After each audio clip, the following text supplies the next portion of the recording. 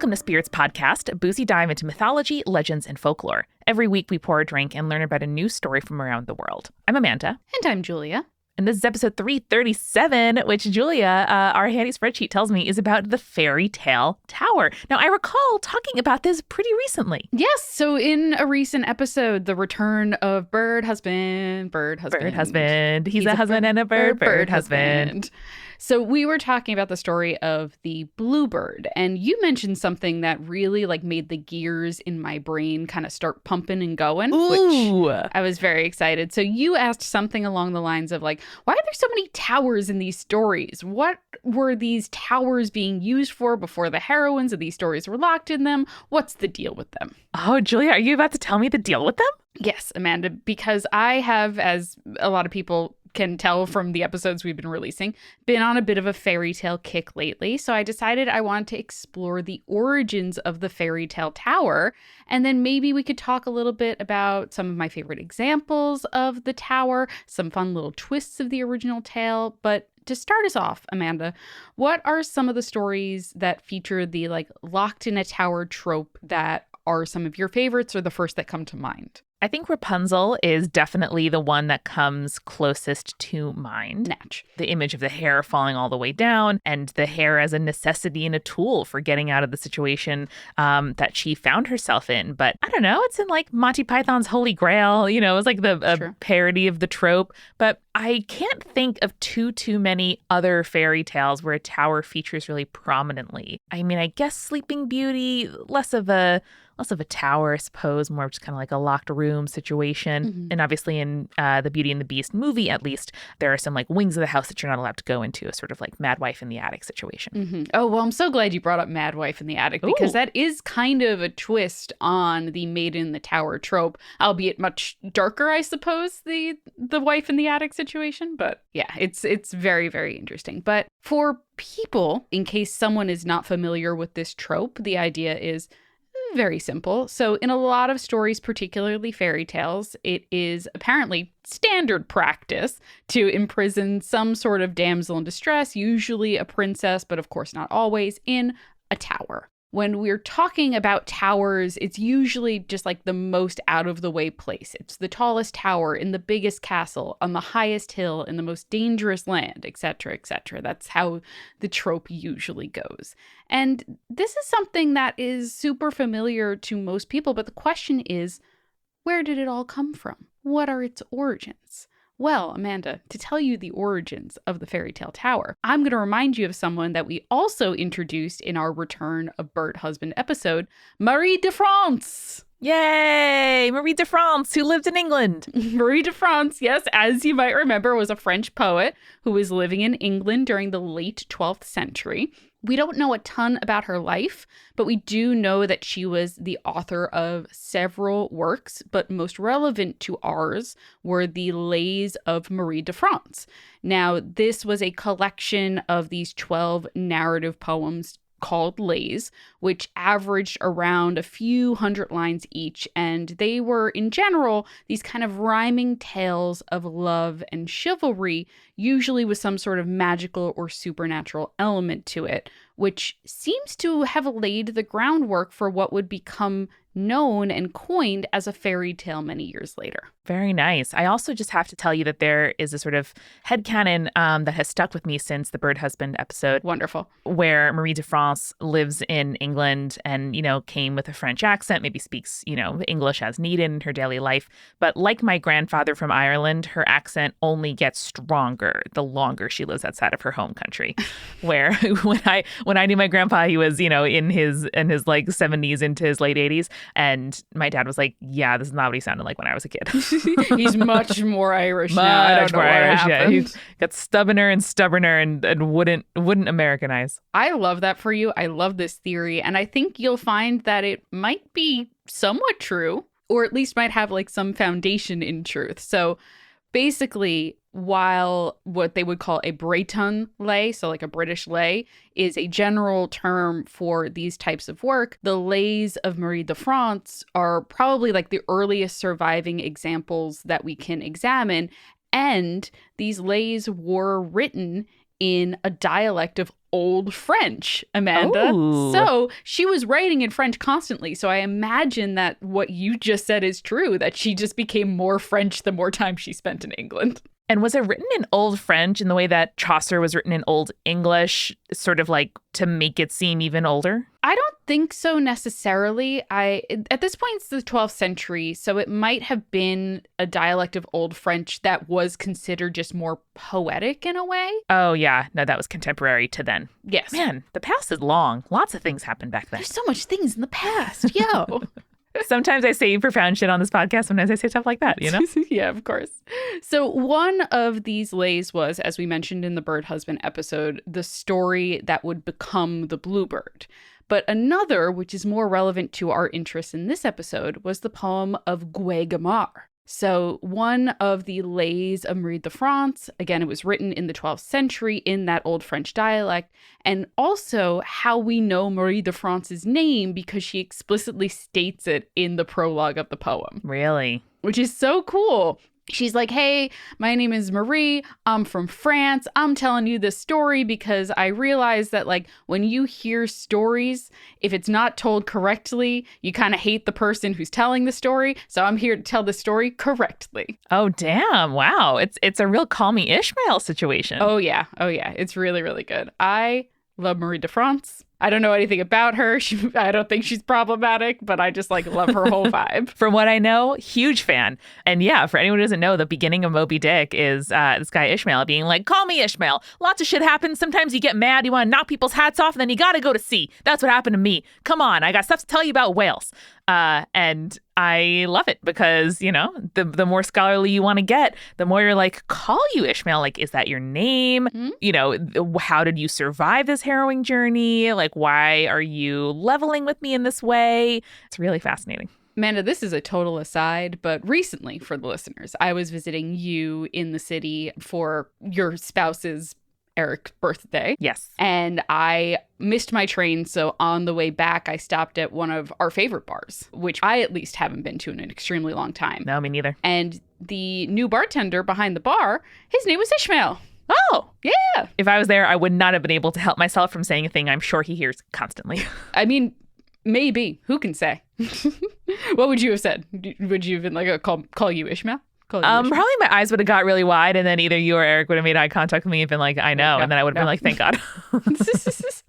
Incredible. Well, I'm going to tell us the story of Guaigamar because it is, as I understand it to be, perhaps the origin of the damsel in distress in the fairy tale tower. Hell yeah, Julia. And I realize this episode's coming out not too long after the new Zelda game. So I know we're recording this 2 days before it comes out. So there is some kind of discussion and speculation about what the role of, you know, the damsel in distress might be in this game. So who knows? Maybe by now people will have some interesting observations. Yeah, there you go. Shout out to Zelda, a true queen. We love Zelda. She's cool as hell. Cool as hell. Cool as hell. The story goes that a long time ago, for it's always a long time ago in these stories, there was a baron who had a brave and handsome son named Guaigamar.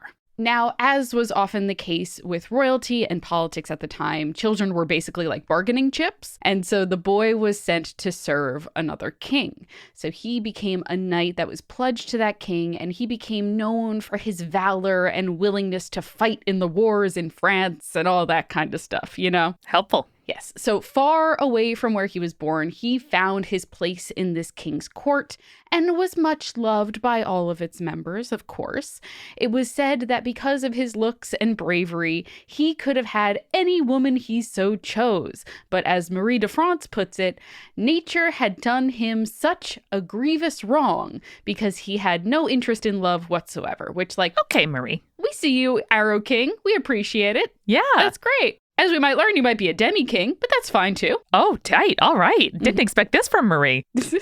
But in this time period, of course, like a lack of interest in anything romantic or sexual made him seem basically to be a lost cause by the court. They're like, oh, you know, Guaigamar, he's great. He's good in battles. It's a shame he won't settle down, you know? Yeah. I'm sure there were a lot of conversations with an older relative who's like, come on, for me, please. Like, just please. No one likes this, just do it. Probably. At this time period, it's like, it doesn't matter if you don't love her, just marry her so you can have a wife. And right on for saying no. Hell yeah. So after many years away, Guigamar returns to the kingdom that he was born to visit his family and was welcomed home after such a long time. You know, very classic. Like, oh, my son, you finally returned. Let us have a celebration to honor your return, right? Sure. He decides to celebrate that he is going to go on a hunt, which is very classic medieval stuff going on here.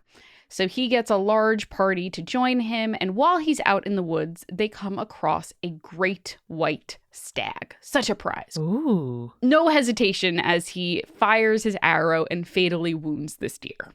So the deer, which of course is in fact magical, because anytime there's a beautiful white, obviously magical deer, of course there is magic going on. The deer, with its dying breath, because of course it can talk, curses Guigamar, telling him that he will never find a cure for the wound on his thigh until he finds a woman who will not only suffer for him, but one he himself will suffer for. Okay. So basically, he has to find true love in order to cure this injury that is happening here. I should have known the tower trope would have something to do with the true love trope. Of course. This really does feel like an origin story. It really does, right?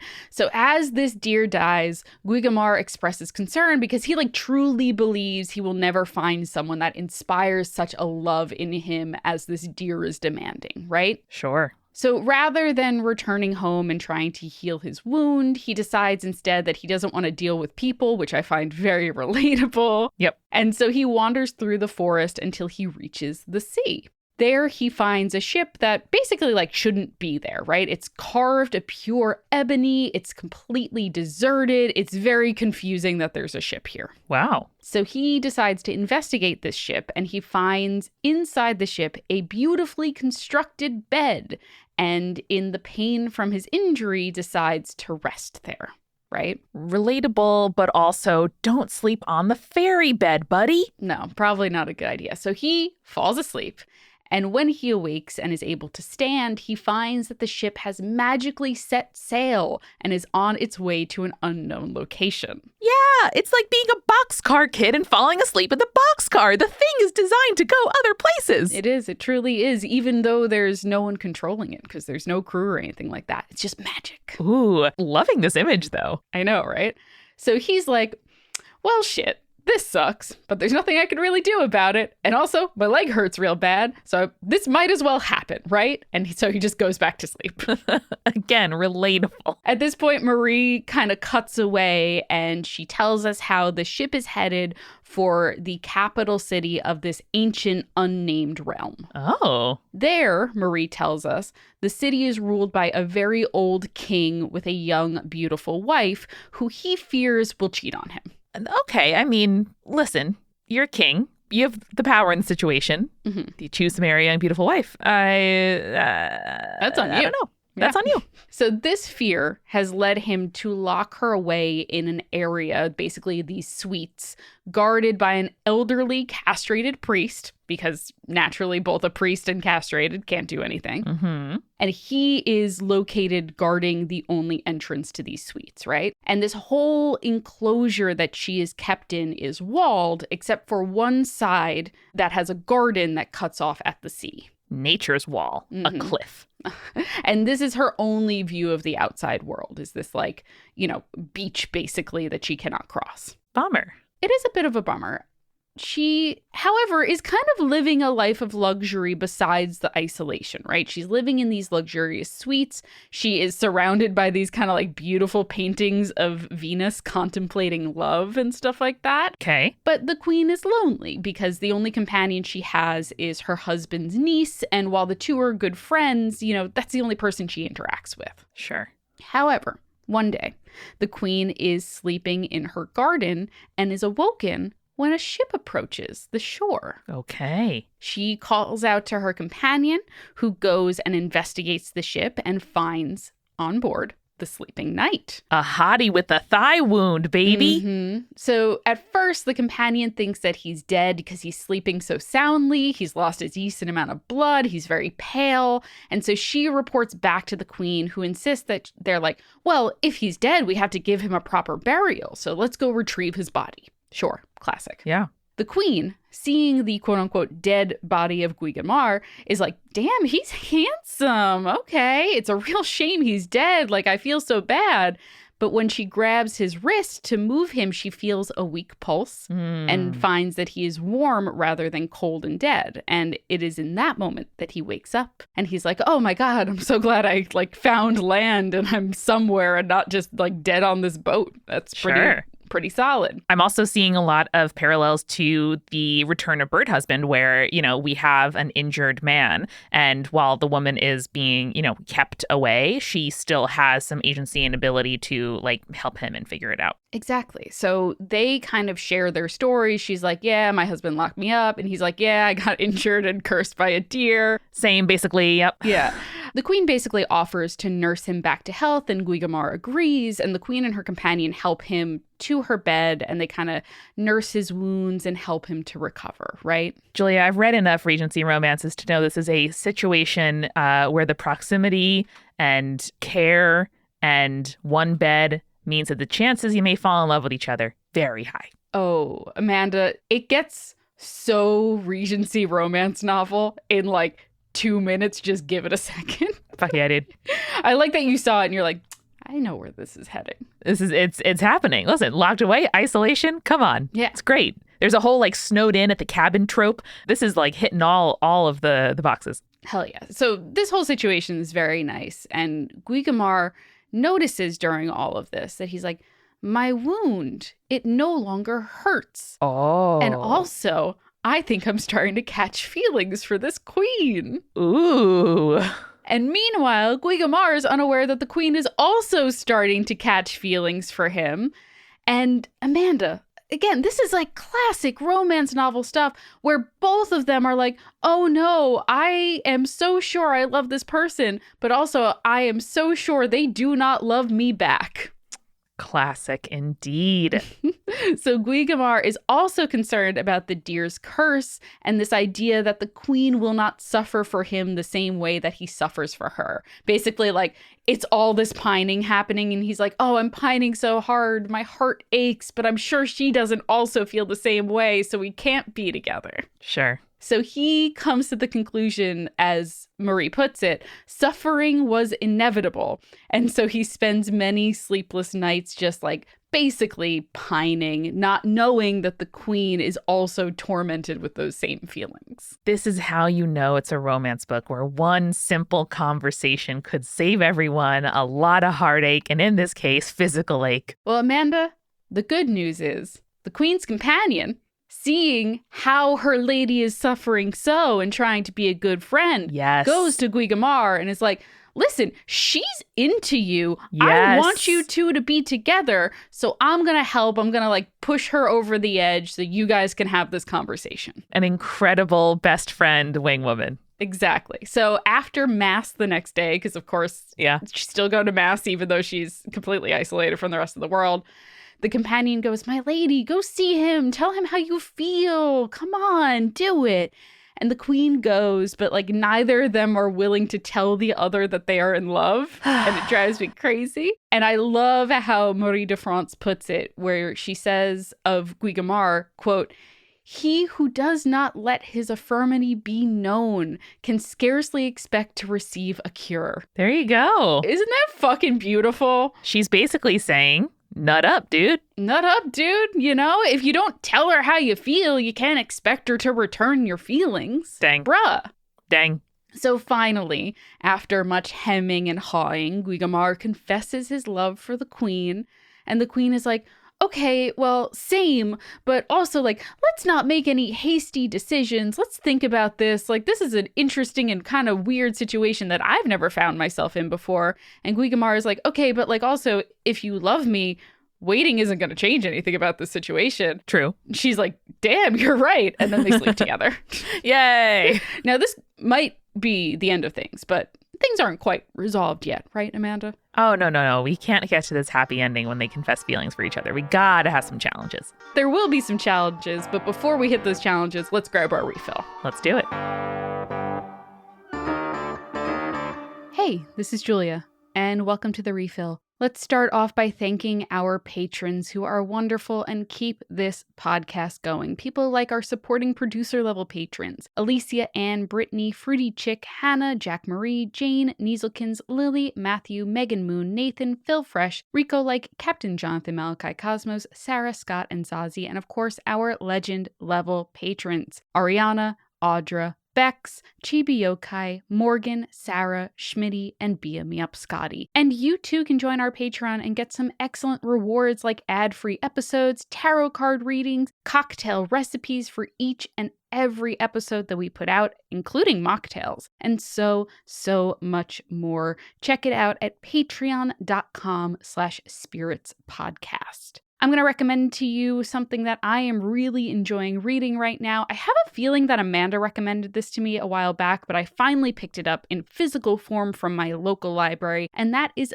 Thistlefoot by GennaRose Nethercott. It is a wonderful story. If you love Baba Yaga, much like I do, and you also find puppets both delightful and creepy, Thistlefoot is the book for you. Check it out. That is Thistlefoot by GennaRose Nethercott. So good. I also want to encourage everyone listening right now, hey, tell a friend about the show. I know we say this a lot, that the best way of spreading the news about spirits and making the show bigger is by telling people you love about this show that you also love. So do me a favor, pause the podcast right now, text your friend who maybe they love Legend of Korra or they love creepy urban legends episodes, and send them our most recent episode, our last episode with Janet Varney. We had so much fun talking to Janet, and I think that it's one of my favorite urban legends episodes of all time. So do us a favor, text your friend who loves creepy things and also the work of Janet Varney, and tell them about the show. I'm also going to tell you about a show here from the Multitude Collective, and that is Games and Feelings. Games and Feelings is an advice podcast all about games. You can join Question Keeper Eric Silver and a revolving cast of guests, including permanent guest Jasper Cartwright, who will answer your questions at the intersection of fun and humanity. They talk about every single type of game: video games of all kinds, tabletop games, party games, laser tag, escape rooms, and so much more. Basically anything you can think of that is defined as a game, they talk about it on the show. Eric, Jasper, and various Multitude folks are there to recommend games, answer advice questions, and play whatever quizzes Eric comes up with. He is constantly making quizzes, and it's very impressive. And their new weekly schedule brings back the hit 2020 show, What's Your Favorite Pokemon? And then I Say Something Nice About You, which is, honestly, probably one of my favorite podcasts out there, where Eric interviews people about their favorite Pokemon and then, you guessed it, says something nice about them. If you like what you hear and you want to level up your emotional intelligence stats, subscribe now wherever you get your podcasts. They have new episodes every Friday. This episode is sponsored by BetterHelp. And here's the thing, I'm coming to you hot and fresh from a therapy session, and let me tell you, therapy is good. I know this is not a newsflash, but therapy is genuinely something that makes my life so much easier. Because think about this. How much time do you spend on yourself in a given week versus how much time do you spend on other people? Now, I think it's really important for you to balance the two because, when you spend all of your time giving, it can leave you feeling really stretched thin and burned out. And I know that that's something that I talk to my therapist a lot about, how I can balance taking care of me and also cultivating and nurturing the relationships I have with people around me. It's an extremely important skill and something that I feel like I wouldn't do as well if it wasn't for therapy. And therapy can give you the tools you need to find more balance in your life so that you can keep supporting others without leaving yourself behind. And if you're thinking of starting therapy, give BetterHelp a try. It's entirely online, designed to be convenient, flexible, and suited to your schedule. All you have to do is fill out a brief questionnaire to get matched with a licensed therapist and switch therapists anytime for no additional charge. Find more balance with BetterHelp. Visit betterhelp.com/spirits today to get 10% off your first month. That's betterhelp.com/spirits. We are also sponsored this week by one of our favorites, our OG sponsor, Shaker and Spoon. Shaker and Spoon is a subscription cocktail service that helps you learn how to make handcrafted cocktails right at home. And they are, I'm going to tell you, wonderful. I love getting a Shaker and Spoon box. They send all these little bottles and tinctures and stuff like that, exactly what you need in order to make 4 cocktails with 3 different recipes. Just all you need is whatever bottle of spirit that month is, whether it's gin or sometimes sake or whiskey or rum, what have you. They make such interesting and unique cocktails. It's like having a craft cocktail bar in your house and you get to make it. I mean, as someone who enjoys making cocktails, it's a wonderful experience. I love giving them as gifts. I love getting them myself. Shaker and Spoon is by far one of my favorite sponsors here on the podcast. And you can get started and get $20 off your first box by going to shakerandspoon.com/cool. Again, that is $20 off your first box at shakerandspoon.com/cool. And hey, tell them that Spirit sent you, because we love those folks. And now let's get back to the episode.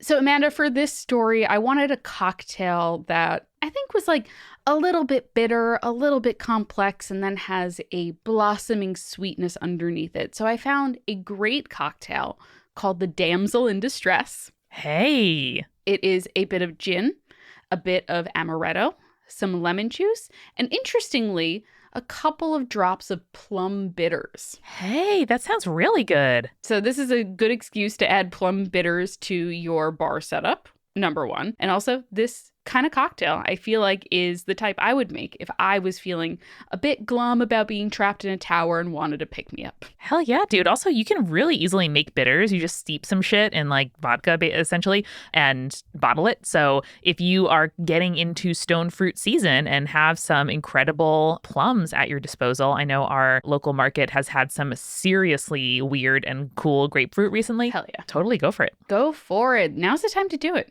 Try it out. Yeah. For our patrons who get the director's commentary, I will include a how-to guide, how to make your own bitters at home. I've done it a bunch. It is super easy. It makes you feel like a wizard. I always feel like a wizard when I make cocktails. Is that weird? No, of course not. You always got your syrups and your potions and your, like alchemical accessories, by which I mean strainers and shakers. It's great. Mm-hmm. I was going to say, I feel more like an alchemist or like a witch. Like, Yeah. Whenever I make simple syrup, I feel like a witch because I'm like, Ooh, and now we add the sugar and now we add the spices. Exactly. Yeah, that's just big. We left off with Guigamar and the Queen finally getting together.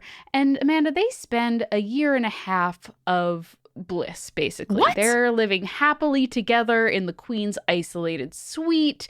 Everything's going great. The king doesn't know this? The priest doesn't hear anything? I guess not. I mean, this is a pretty big suite. This is not the like small tower situation, which we'll get to in a little bit. I do feel like you'd kind of notice if like the food you needed doubled though, if there's like suddenly a man living, or I guess, would grow by 50% if you went from, lady and lady's companion to lady's companion and like the man washed in on a boat. That's true. Maybe they're just like, my lady, she's more hungry now. Yeah, fair. That's fair. She also has a garden. I don't know what she's growing in the garden. Potentially she's, True. Doing some vegetables and stuff. So maybe that's how she's feeding them. That's true. Who can say? Who can say? She's also still the queen. So she could be like, I want more food. Don't question it. Fair. They are living this happy, isolated life. But one day the queen has a dream that they're going to be discovered, right? Oh, no. So they decide that since they will be discovered and separated, which like is kind of like a bold thing. He's like, oh, yeah, you had that dream. That's it for us, I guess. We better prepare for that inevitability.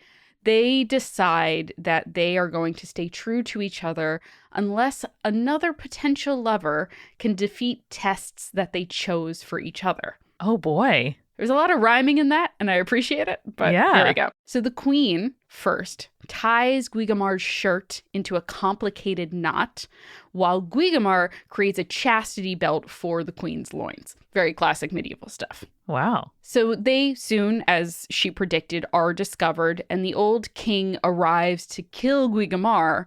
However, Guigamar is able to basically convince the king, like, here's my story. I didn't mean to come here. There was a ship. And the king is like, okay. He's like, this is probably not true. But you know what? I don't really want to kill you.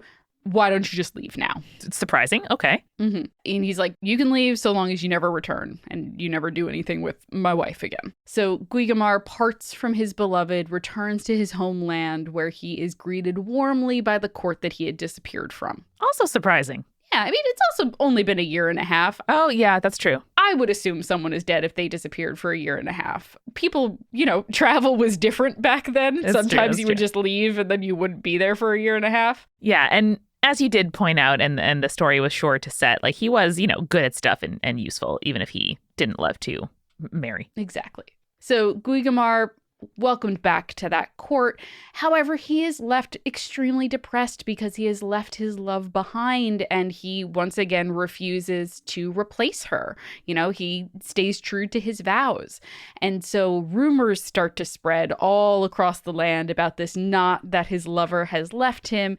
And while many women approach Guigamar and are like, hey, let me try to untie that, none are successful. Wow. Good knot. Very classic. Good knot. I want to learn knotting from this lady.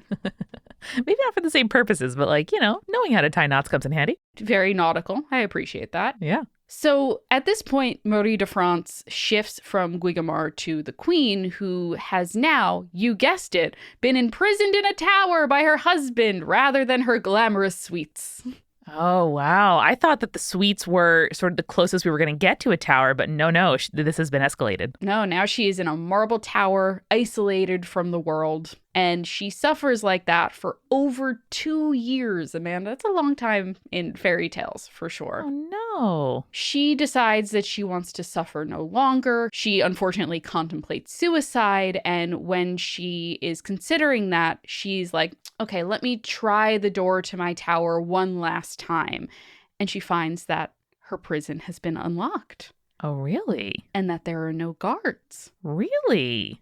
Now she, much like you, is confused and somewhat delighted, so she continues down the tower steps, doesn't run into anyone, continues down to the shore, doesn't run into anyone, and finds at the shore the same ship that brought Guigamar to her. Hey. It is waiting for her there, and she thinks for a moment, she's like, if this ship is still here, maybe that means Guigamar has died.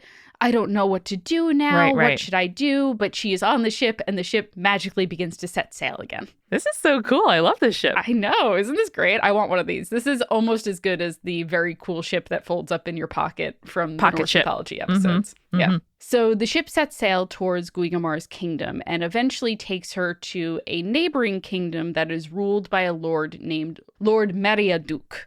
So Lord Meriaduc sees the queen as she comes upon his shores, immediately falls in love with her, attempts to persuade her to marry him. She, of course, as we have seen, denies him because she's still in love with Guigamar, and she's bound by the vows that they took that they would only be with someone who could undo the knot/chastity belt, right? Now, Lord Meriaduc knew about Guigamar through reputation and rumor and heard all about this whole knot situation and came to the conclusion that this must be the one who the queen was promised to, right? So he even attempts to remove the chastity belt. He's unable to. And so he decides, here's what I'm going to do.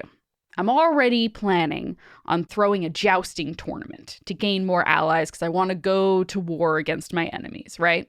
Very classic medieval stuff happening here. Very Game of Thrones. Indeed. So he invites Guigamar to partake in this jousting tournament, mainly because of his reputation of being a fierce warrior, but also because he wants to confirm his suspicions about the connection between the queen and the knight. I see. So at the feast before the tournament, the two are in the same hall together, and the queen grows faint just hearing Guigamar's name across the hall, right? Classic. So the Lord insists on her attempting to undo the knot in Guigamar's shirt. And at first, she's like too weak to do so. She's very like, oh, I'm so weak. My love is near and I can't possibly imagine what this moment would be like, that kind of thing. Because ladies. But she attempts to do it again, and she's able to unravel it easily. And Guigamar is like, oh, my beloved, it is truly you. And she notes that she is still wearing the belt that he gave her and tells the Lord that he will serve in his wars if he will allow him to take the queen as his wife, right? Be like, I'll pledge to you. I'm great at wars. Great at warring. Everybody says it. But the Lord is like, no. And boldly is like, I don't need your services, actually. I'm actually good. I'm going to keep her for myself. You can go fuck yourself. Right? Damn. Because obviously he's the bad guy in the situation. So pissed and full of justifiable rage, Guigamar rides to the kingdom of the Lord's enemy, pledges himself to that lord, and goes to war. And after like 7 years of combat and starving out all of these villagers and being able to finally take the siege of the castle, he kills the lord, reclaims his love. They live happily ever after. The end. Wow. This is a long arc, babe. It is. It's kind of beautiful and kind of fun and like has so many of the tropes that we love and expect out of fairy tales now. And that's why you could see that it's such a groundwork. It's such a prototype for what the later fairy tales would become. Oh, yeah. Trials, like all kinds of stuff. And now that we finished the story of Guigamar, we can talk a little bit about the other versions of the story that came later, right? So surprising no one, there is a Arne Thompson Uther index type called The Maiden in the Tower. There you go. I mean, makes a lot of sense. The Tower is a great device in storytelling. It adds suspense. It centers the story on a single location, at least for the time being, that the person is trapped in that tower. And I really think that, like, it became such a trope because it's just good storytelling. And that kind of harkens back to the prelude that I mentioned earlier that Marie de France talks about in Guigamar, where she's like, hey, listen, if the person doesn't tell the story right, you're not going to like the story or the storyteller. So the idea that the tower as a trope in these stories is just good storytelling, I kind of love that. 100%. We would be remiss, I feel like, if we didn't talk about the story of Rapunzel in this section as well, as you mentioned earlier. Just a very quick beat by beat of the story of Rapunzel, not getting into any of the like super gritty details. The story starts with a man who sneaks into the garden of a witch to get some greens, specifically Rapunzel, which is a type of like salad green at the time, because his pregnant wife is having a craving. Classic. Again, people been people this whole time, and it's pretty amazing. People been people this whole time. So the witch catches him trespassing and demands the child his wife is pregnant with in exchange for his freedom and letting him go. The man agrees for some reason, and when the baby is born, she is a beautiful little baby girl, and the witch takes her and names her Rapunzel, which is kind of a real harsh jab at the guy from earlier in the story. Yeah, just imagine it's like watercress. Yeah, I mean, great. I think of it as arugula. I think more babies should be named arugula. I think that's really good. Listen, I've also heard watercress is makes a very good soup apparently, and is very nutrient dense. So I'm into it. So eventually this Rapunzel grows into a beautiful young woman with long blonde hair, and when she is 12, the witch locks her in a tower with no exit other than a single window. And in order to visit, the witch would call up to her, Rapunzel, Rapunzel, let down your gold hair, and then would climb said hair into the tower. One day, of course, a prince hears her singing and is enchanted by her, naturally, and so calls on her, climbs the hair, the two fall in love and plan to get married and escape. Again, so very classic. All the beats are there.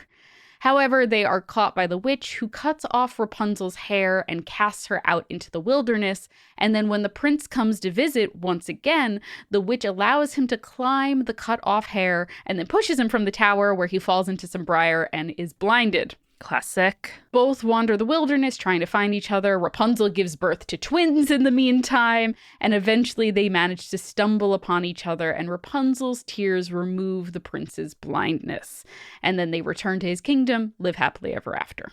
The end. The end, baby. God, what a mic drop. Now, the Rapunzel story kind of raises, for me at least, the question of why towers? What are these towers representing? What are the themes around towers, right? The themes in these stories in particular are appropriate for the fairy tales that are happening because, like, by putting these princesses high above the ground, they are, of course, being isolated and cut off from their surroundings, but also it kind of like puts them on a pedestal or puts them in another realm entirely. Like they're no longer part of the world of mere mortals. They are something more. They are out of this world, for lack of a better phrase, right? Yeah. Because they are kind of in this different world. And we often talk about like in fairy tales winding up in the land of the Fae and how that is oftentimes a bad thing.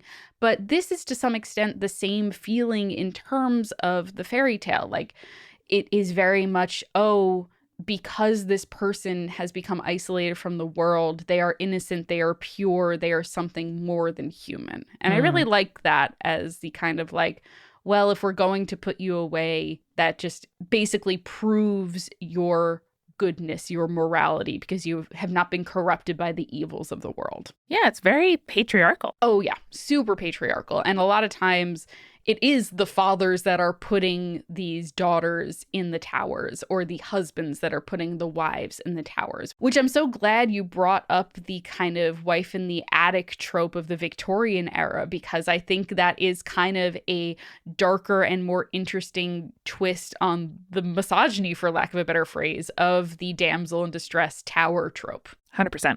I'm so glad you brought that up. Thank you. All of this besides, we're talking about tropes and that sort of thing when it comes to the towers. So there are historical reasons that someone would use a tower in these stories, right? I loved this. I went on like a little bit of a historical rabbit hole here. So, oh, hell yeah. Oftentimes during wartime, prisoners were, in fact, kept in towers, right? Sure. Which, I mean, if you think about it, makes a lot of sense. It's the most secure room in a castle. If someone wants to escape, they have to make their way past all of the lower rooms, and there's usually a very limited way to enter or exit a tower, right? And this was also before the time of underground dungeons, because dungeons were, it might surprise you to learn, expensive to dig. I mean, digging sucks. I've been watching sucks. a lot of gardening videos recently, Julia, and in my case, live in an apartment, so it would all be like containers or bags. Mm-hmm. But hey, every time any of them are like, yep, gotta just dig a big trench, and digging sucks. That makes sense. I've been doing a lot of digging in my backyard gardens, and let me tell you, it sucks. It's not a fun time at all. Dungeons, because they were so expensive to dig and required a certain level of architectural design, were rarely added to castles until after the 13th century. We want to hear a fun etymology fact, Amanda? Always, Julia. You know me. So the word dungeon comes from the French word donjon, which actually at the time meant the highest tower in the castle. What? So when we refer to dungeons, we really shouldn't be thinking about like the dank underground dungeon. We should be thinking about the highest tower in the castle. My mind is utterly blown, Julia. I would never in a million years have guessed that. Yay, I did it. Damn, you really did do it. I did do that. Isn't that amazing? Wow, it really is. I love history. God. Language, so cool. Speaking of history and historical versions of the story, kind of, sort of, I want to talk about Saint Barbara. Sure. Now, there are, of course, as is often the case of saints during this time period, doubts that she actually existed. Sure. Or that the stories told about her are true, but assuming that the biographies about her from the 7th century, about her 3rd century life are accurate, she is famously associated with towers. So the story goes that she was the daughter of a rich pagan man who was being overprotective of his daughter, as is often the case, and decided to lock her in a tower to protect her from the outside world. Okay. So she, again, is often the case in these saint origin stories, as I would like to say, converted to Christianity in secret. And when her father attempted to marry her, she refused every offer because, again, none of these men were Christians, right? Mm-hmm. Eventually, she was outed to her father for being a Christian because he decided to build her a bathhouse. And she was like, actually, what if instead of just the 2 windows that are in here, we put a 3rd one for the Trinity? And they were like, you must be a Christian.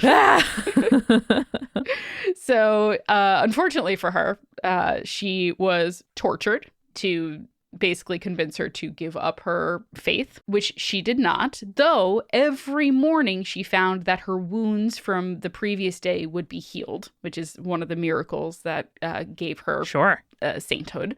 And eventually she was condemned to death, with her father doling out the sentence via beheading. Again, no saint story ends happily, because that's just what being a saint is. Also, kind of true to Christian saint form, the father was struck by lightning after killing his daughter, which is, chef's kiss. Wow. So because of her death and the fact that she stayed true to her faith, she was made a saint, and she is considered the patron of, I love listing off patronages of saints, architects, artillerymen, firefighters, mathematicians, miners, tunnelers, prisoners, and oddly enough, chemical engineers. Okay. All right. Yeah. I mean, it's not obvious to me, but go for it. I feel like everything besides chemical engineers is like, okay, yeah, there's a lightning fire element, so firefighters, that makes sense. She was in a tower, and also there was a bathhouse that was being built. Sure, architects, artillerymen, miners, tunnelers. She was a prisoner, so prisoners, that makes a lot of sense. Yeah. Chemical engineers. The list of groups of people that saints are for is kind of like the most interesting dating profile of all time to me. Oh, for sure. Like, it really, you read them off and you're like, damn, you like cook, do judo, and also love kayaking? Like, wow, what a grab bag. And that's how it feels sometimes. 100% yes. But also I figured out why chemical engineers, right? Tell me. So, the name of the barbiturate family of pharmaceutical drugs is believed to have derived from the suggestion of an artilleryman commemorating the feast of St. Barbara in 1864. Dang. And so a chemist encountered that man, he suggested it, and so he was like, I'm going to make that. And now St. Barbara is the patron of chemical engineers. Julia, I've heard wilder things. It's pretty good. I like it. It's a good connection. Makes sense. So, leaving St. Barbara aside, there are, of course, so many other examples of fairy tales that feature this girl in the tower trope. I'm going to name off a few and give some brief summaries to them. So there is the Danish story, The Tinderbox, where a damsel in distress is rescued by a handsome hero. Very classic, very straight to the point kind of story. There is the German story of Maid Malin, where the maiden is trapped in a tower by her father when she rejects the marriage that he has arranged for her because she loves another. Mm-hmm. But in this story, unlike some of the other stories, she is able to escape, and after 7 years of searching, she's able to find her true love. Ah, good for you. In An Impossible Enchantment, a princess named Griselia is imprisoned in a tower in the middle of the sea, which I like the aesthetic of that one particularly. Oh, yeah. In the Hungarian The Grateful Beasts, a princess is locked in a tower when she complains that her father has set a series of impossible tasks for her. Oh, sure. However, this ends up being in her favor because the last task is summoning all of the wolves in the kingdom, who end up hungrily devouring the hero in that story. Julia, between the tower in the middle of the sea and summoning all the wolves in the kingdom to help you, this feels very up your alley. Oh, yeah. And then there's the final one, which is another one of my personal favorites. It's a French story called The White Cat, where a princess is taken away from her family by a bunch of fairy godmothers and is raised in a tower. But when she grows older, she is offered a marriage to the fairy king, but rejects his advances. So the fairies banish her from the tower and return her to her own kingdom, but also change her and everyone else in her kingdom into cats. Oh, man. Okay. Until the end there, I was like, that's not so bad. I mean, being raised by fairy godmothers, listen, nice. I'm sure your original family is really sad about it, but like, could be worse. Yeah. Real changeling vibes. Yeah, for sure. Damn. But then everyone's a cat now. Here I'm like, oh yeah, it's just a cat husband instead of a bird husband. Easy, typical. Why are we even ending with this? No, you always bring it. So there's also quite a few mythological stories that feature towers like this. So there is a Lithuanian myth about how the sun goddess Sole was trapped in a tower by another jealous god. And she manages to free herself when she befriends the constellations, who manage to persuade a magical blacksmith to create a hammer that is capable of knocking the tower down, freeing her. Wow. I like that one. There's the story of Brunhild or Brunhilde, which is a very popular Germanic story. There's quite a few versions of this tale. But my favorite is that Brunhild is one of the Valkyries, and she refuses to marry any man unless he is fearless. So in order to test their bravery, she places herself on a tall mountain, sometimes a tower, which is surrounded by a wall of fire, guarded by a dragon, and there she sleeps in her armor until the bravest man can come and rescue her. And in the story, a hero named Sigurd, or Siegfried in later stories, arrives and awakes her, both proving his bravery and marrying her. There you go. So my Sleeping Beauty thought was not super far off. No, you're right on the money, honestly. And then, of course, people who remember the story of Perseus know that he was born when, because of a prophecy, King Acrisius locked his daughter in a tower of brass because he was told that her son would kill him.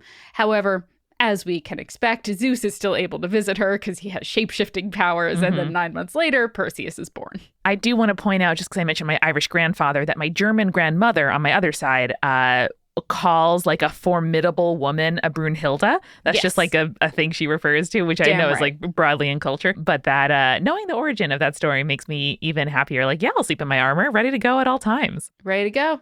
Don't have to get ready if you stay ready. Exactly right. And Brunhild is on the money at that. Exactly. Brunhildes are always ready. So, Amanda, that is the origin of the fairy tale Maid in the Tower. What do you think? I think there was a ton more here than I even expected. And Julia, I'm so flattered that offhanded comment of mine led you to research such a fascinating story. So thank you as always. Of course, it is my pleasure. And conspirators, if there's a particular favorite version of this story that you like, whether it is in modern literature, movies, TV, or classic myths and fairy tales, please let us know. I'd love to hear which one is your personal favorite. And just on a personal note, tag me in any screenshots you take from Tears of the Kingdom of just any like adorable plant friends, crocorocs, horsies that you might pet or be able to ride. Incredibly exciting and up my alley.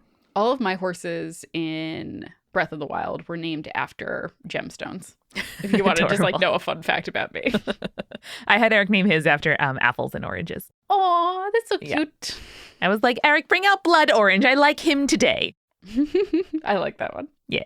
And listeners, next time you're trapped in a tower and are listening to some podcasts, remember, stay creepy. Stay cool.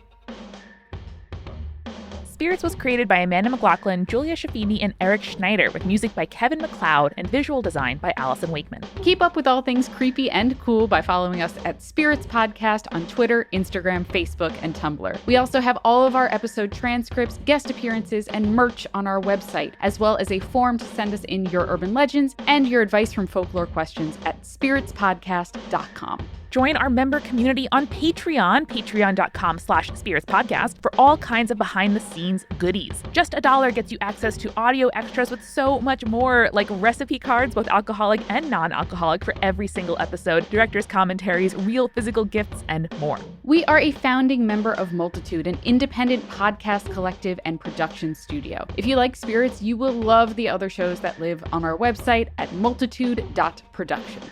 Above all else, if you liked what you heard today, please text one friend about us. That's the very best way to help keep us growing. Thanks for listening to Spirits. We'll see you next week. Bye.